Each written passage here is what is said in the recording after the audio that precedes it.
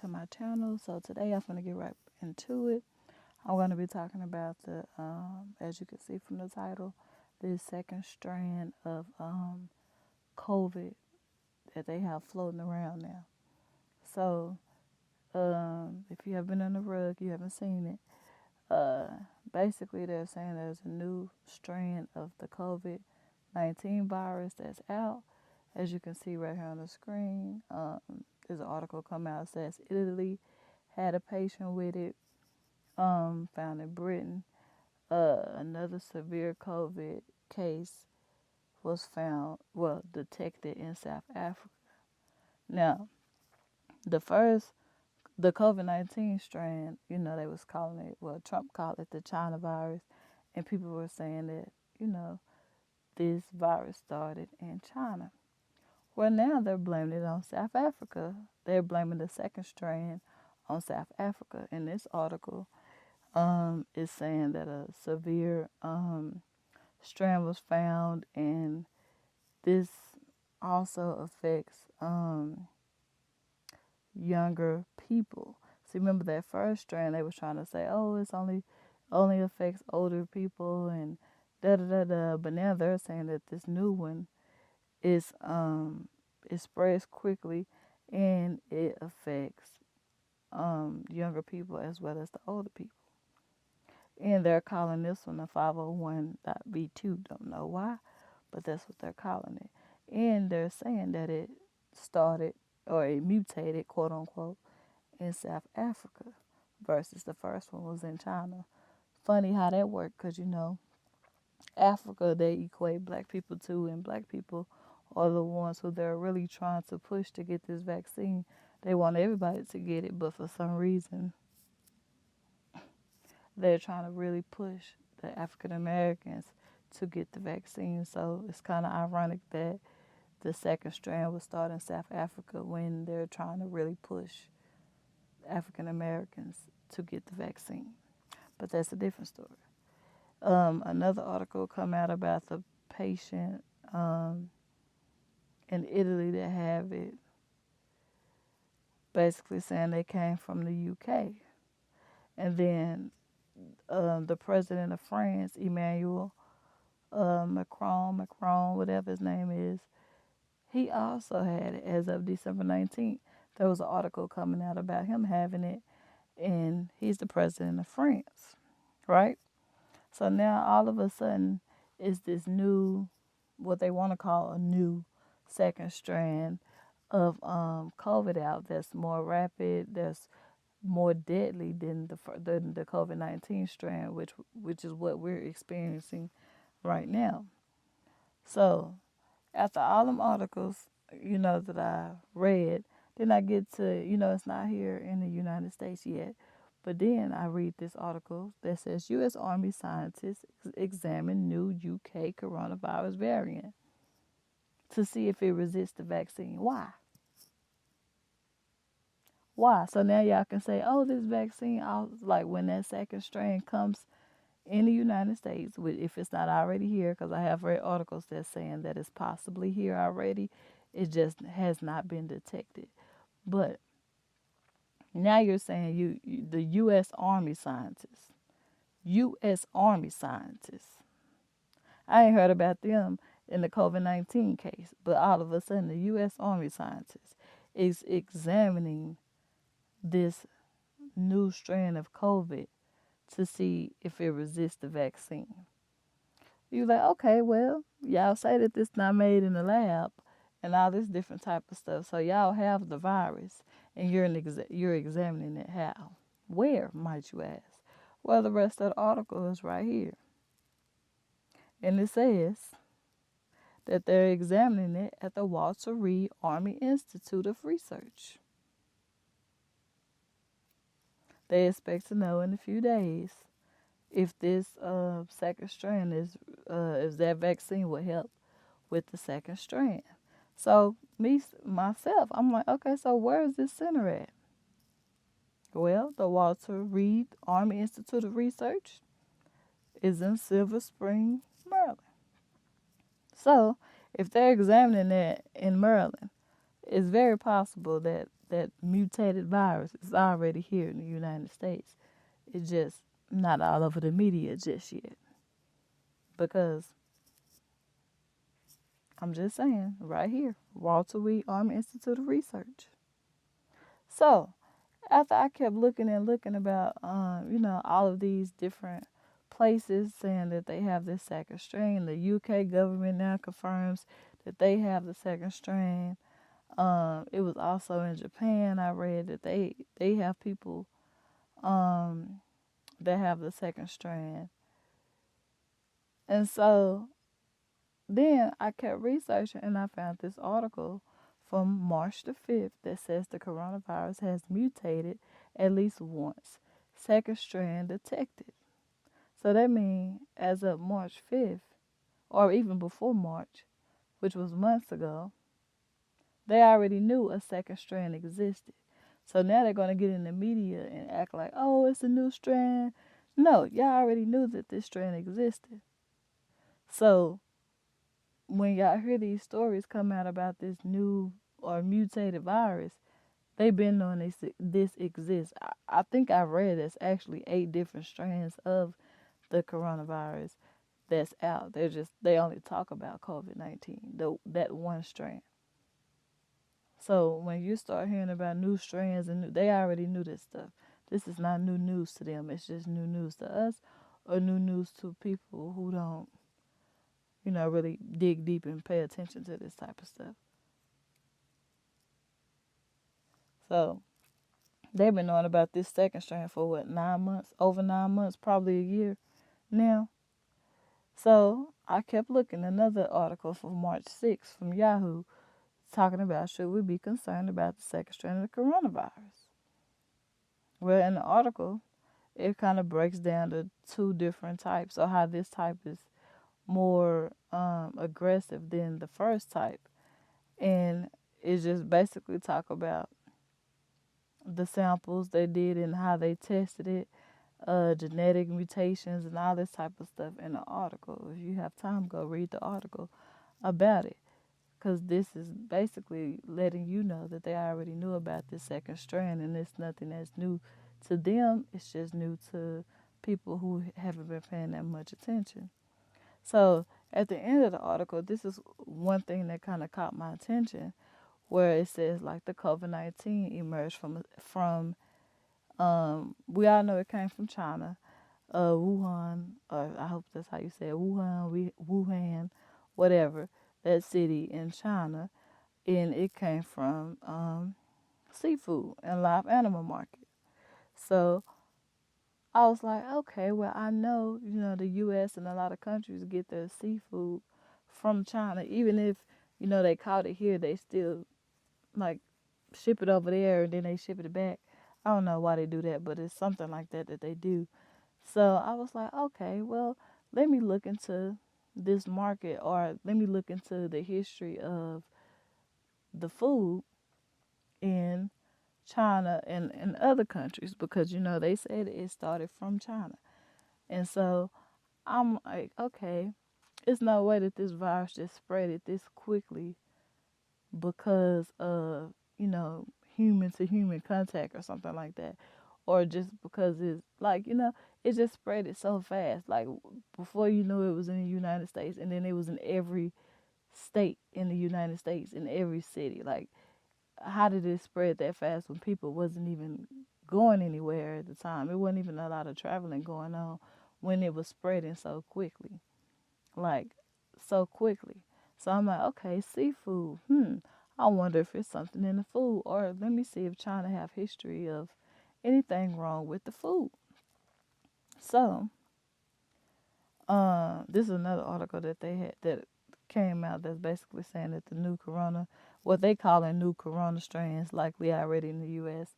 Like I said earlier, this as of December 22nd, they're saying this. That's because, like I said earlier, they was already researching it in Maryland. So I'm pretty sure that you will hear about the new quote unquote new strain very soon. So back to the seafood thing. So this lady from China, this Chinese woman who worked in the labs, basically told, she's a whistleblower, and she said that the virus started in a lab in China, and they intentionally put it out. So this article basically talk about the doctor, Dr. Yan, who is a scientist, and she says she have research and evidence proving that COVID-19 started in a lab in China, and she have released some of her evidence. If you have time, you can go and read it. I try to put the link in the description below, so if you guys are interested of all the research that she had, it's actually pretty good. It's kind of long, but I didn't do the whole thing, but I skimmed through it. It's actually pretty good. Um, but yeah, so this article basically talk about how it started in a lab, and she was basically saying that the meat markets in China was just a front. And so at the bottom of the article, you see where it says the first thing is the meat market in Wuhan is a smoke screen, and this virus is not from nature, which we know that a lot of the viruses are not from nature. They are man-made viruses. So when she said that, I was like, okay, well, let me go and research, like back to like the seafood and all of that in China, because if they was using that meat market as a smoke screen, or saying like, hey, we made it in this lab, but let's put it in this food and make it seem like, oh, it comes from the animals or this. So I'm like, okay. Now you get to this article, it talks about ban on wild animal trade, and in January is when they um banned the sale of wild animal products, and excuse me, they banned the sale of wild animal products and all of that in China then. And as of February, the Chinese government announced that the trade of the consumption of wild animals was banned throughout China. So at first it was just the city of Wuhan, and then it became the whole entire country. So now you get to the Chinese um, health markets and or meat markets, and you start talking about wild animals and seafood. I'm like, okay, first of all, what do y'all consider wild animals? Like they was talking about rats and bats and all these other things that I really didn't even realize that people ate. But like in this article, it also states that the Chinese health officials believe that the virus, at that time when this article came out, that killed 17 people and had a lot of hundreds of other people sick, originated from that meat market, and it caused a global pandemic. So I'm like, okay, cool. Oh, and the exotic species and all that, they were saying like the fish, the rats, bats, all of this type of stuff. And so now, when you get into the articles about the seafood, I'm saying, well, let me see how much seafood goes from the United States to China or any other country. So is this how they spread it so quickly to the food that we eat? Because a lot of the times there are so many chemicals in the food that we eat, and we don't even realize it. If you look on the back of the box of what you're eating, you will see a long list of ingredients. Like that should not be the case with any food.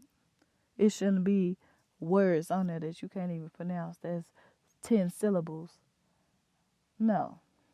Like if I want lemon pepper, this should be lemon and pepper, not lemon pepper and a whole lot of other chemicals that you don't even know what it is. You gotta Google it to figure out what it is, and what else they use these same chemicals in. It's like a lot of the foods that we eat, like cereal, a lot of stuff. Well, I don't eat cereal, but a lot of foods that people eat have pesticides in it, and you know, just all kind of stuff. So start Googling some of the things that's on the back of the food that you eat, and start growing your own things.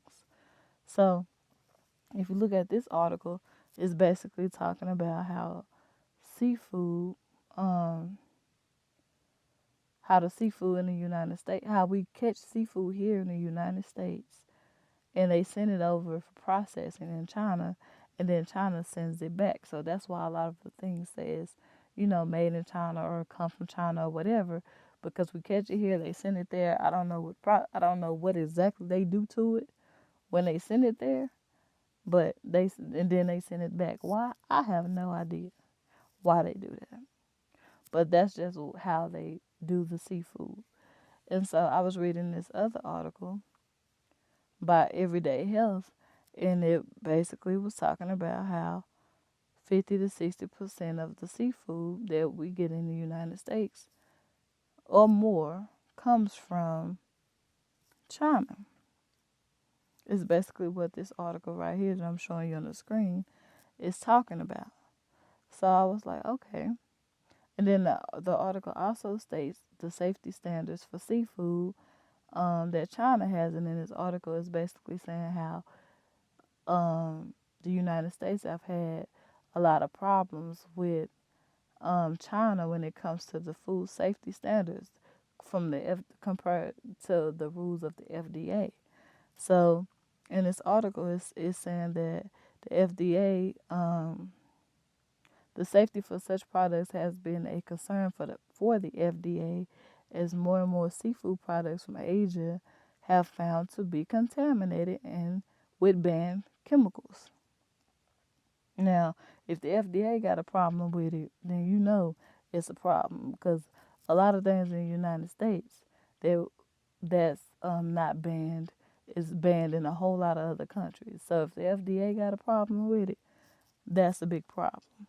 And this article is basically talking about how China has a history of sending over food that's contaminated, that's have a lot of chemicals, that have a lot of antibiotics that's very harmful. At the bottom of the article, you can see where it says eating unregulated, contaminated seafood over a long term could have a harmful effect on the body. And it's basically saying that, that it's altering the diet, the natural diet is causing a lot of harm to the body. So I'm like, okay, well, they have this, like, what history do they have with seafood in China? And I seen this article right here from 2013 where it's also talking about the safety in seafood from China, and it's talking about how 80% of the seafood consumed in the United States is imported from China. And this article was back in 2013. It might be more now, it might be less, but it was saying how all the seafood is essentially farm-raised seafood, farm-raised. So yeah, I know what that means. And so another article came out in 2007. This is also talking about the problems in China with their seafood and how their products is unsafe. And back in 2007, it was saying that Chinese made products have accounted for more than 60% of the recalls that it had that year. And it says from seafood, pet food, toys, and toothpaste. So seafood has also been a problem back in 2007 with China. And as you read on in the article, it basically talks about right here how Chinese officials admitted to they admitted to not having very satisfactory seafood and products. They admitted that their products were bad. They admitted that you know the products that they're shipping off aren't good for you. And basically around 2008 is when the Beijing Olympics was, the Olympics was in China. And so they was trying to clean it up a little bit because if y'all telling us the food that y'all shipping off is not good, then when people get there, they're not going to want to go there. They're not going to want to eat. They're not going to do anything.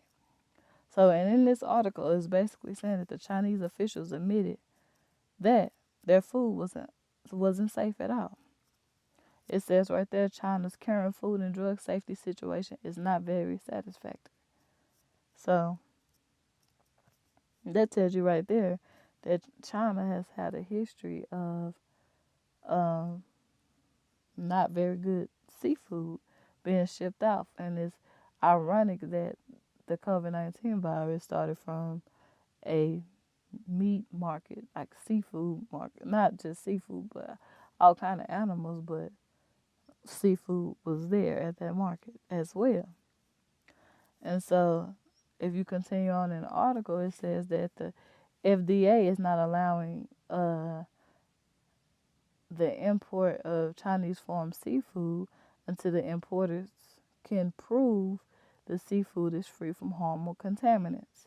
So at one point they stopped the trade they had going on with China with seafood because it was so bad. It got so bad that they had to stop it. The crazy part about the articles are once you keep reading through it about it, and it tells you a lot of these different chemicals and antibiotics and all of these banned drugs and things that's in the seafood that comes over here to the United States and other countries that people that goes to the grocery stores that people then consume. It tells you a lot about those, a lot of those different ones. And if you just look at the article itself, one of those words should really stand out to you because Trump was mentioning it. I'm not gonna say it, but I'm just saying, look at this picture, look at this article. You can see that one of those words should really stand out to you. And one of the other things I found interesting about the article was that the FDA, even though they know that China is having all these issues with their seafood, um, the FDA only tests us like 1% of the seafood that's sent here. So when let me go back to this one. So when the seafood is sent, the FDA doesn't test every single batch of food that's sent. They might, you ever seen them movies like when they go test they drugs or whatever, they test that one little batch. That's how the FDA do when China imports seafood, send seafood over to the United States and other countries. I don't know about the countries, but I know in the United States. So it's plenty of articles talking about how the FDA literally only tests a very, very small portion of the seafood that's being sent. So what if it's that, the FDA is testing this very small portion, knowing that China have a history of sending out bad, contaminated food, but you still giving it to your people, to your citizens. So the people that's living in your country. So even though you know that this country has a history of sending out all of this bad food with all these bad chemicals in it, you're only gonna test a small portion. Now, if it's me, excuse me, if it's me, I'm testing every batch that's coming off the boat. Why would I just test a small portion knowing that y'all have a history of giving me bad food? So there's no telling how many, people have become ill because of bad seafood that's being imported here that they're eating because the FDA is not testing it. Prime example, this article came out December 20th, 2020.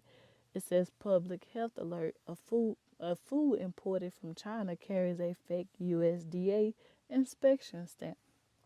So now, not only did they have a history of bad seafood or whatever, getting imported here in the United States and probably other countries, now there's reports of fake USDA inspection stamps.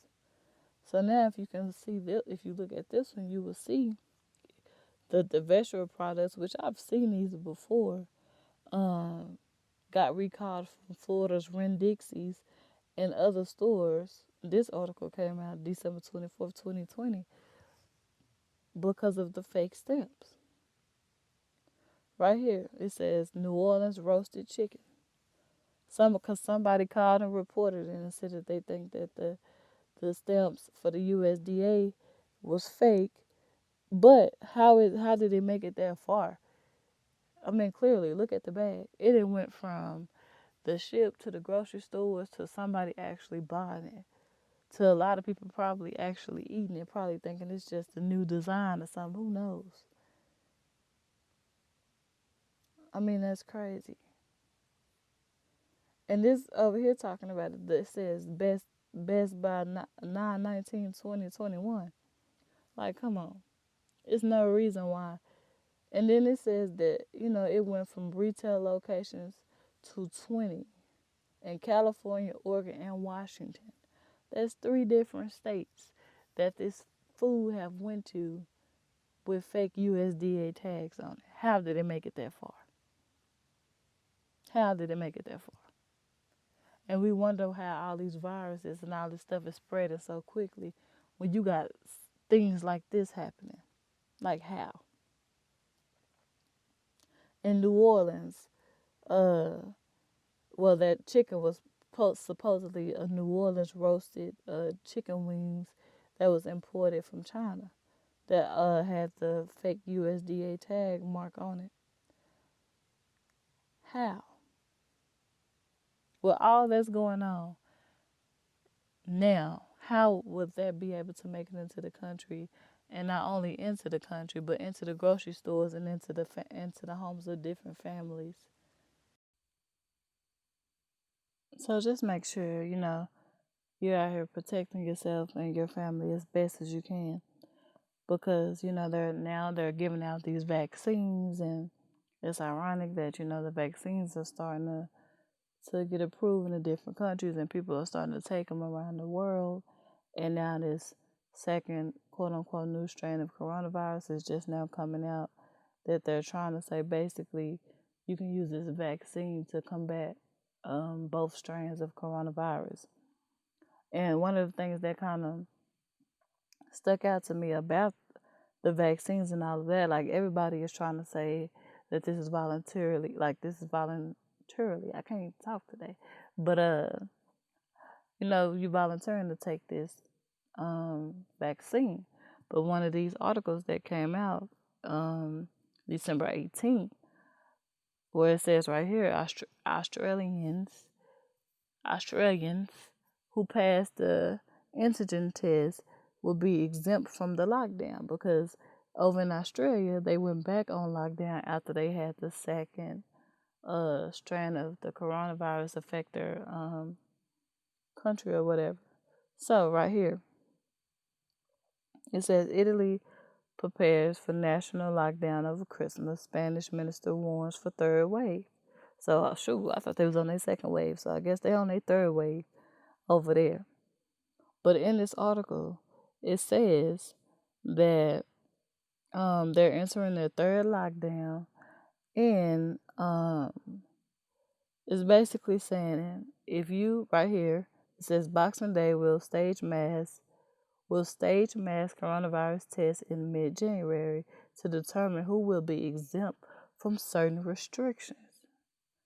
It says that Italy is preparing to outline new measures that could lead to a complete lockdown over the Christmas and New Year period. It says that they warned of a possible third wave of infections. Now, this is the part that gets me. Well, let's talk about Austria's lockdown. They're basically on curfew again, daytime curfew. Non-essential shops are closed. Schools was going back to remote learning. But this is the part that gets me. It says those who test negative will be able to attend sporting events, concerts, restaurants from January 18th, after the lockdown is over. So they get out of their lockdown on January 17th. So as of January 18th, if you test negative, you can go to concerts. Basically, you're free. You're not on lockdown anymore. But if you don't want to take the coronavirus test, you have to stay on lockdown for another week. Now that doesn't sound like, you know, too free to me, do it? Like, hey, we've been on lockdown all this time, but hey, y'all need to come take this test. Y'all, okay, y'all are negative, y'all can go. But y'all people who refuse to take the test, nah, y'all got to stay on lockdown another week. That right there is a little sketchy to me. I feel like that's just their underlining way to start this new agenda that they're about to pick up. Well, that's already in place right now, if you understand what I'm saying. Just looking more into the New World Order agendas and those type of things. I just thought that was crazy how, because a person do not want to take a COVID test, you're punishing them basically by putting them on lockdown for another week.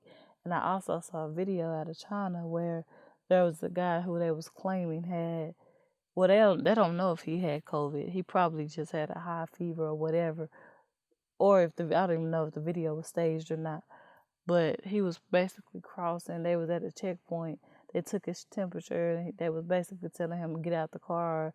Your fever is too high, and he was like, "No, he gonna keep going." He drove off. Well, he tried to drive off, and the Chinese police officers had their gear on and basically like pulled him out of his car and threw him in the back of something, and then they went and started spraying, got in line real quick, and somebody sprayed them down, and I guess it's like a disinfectant spray, and they sprayed the car, but then the police officer still got inside of the car, which made no sense, because if you're getting inside of the car to move it, you didn't even disinfect the inside, so if he was infected, you just caught it by going and driving his vehicle. That's how y'all say people spread it. So a lot of people was praising that video like, yeah, but I'm sitting over here like, this is just, you have to really start looking deeper into the things that they're doing. It'll start off light and then it'll intensify. So I'm gonna just leave that right there.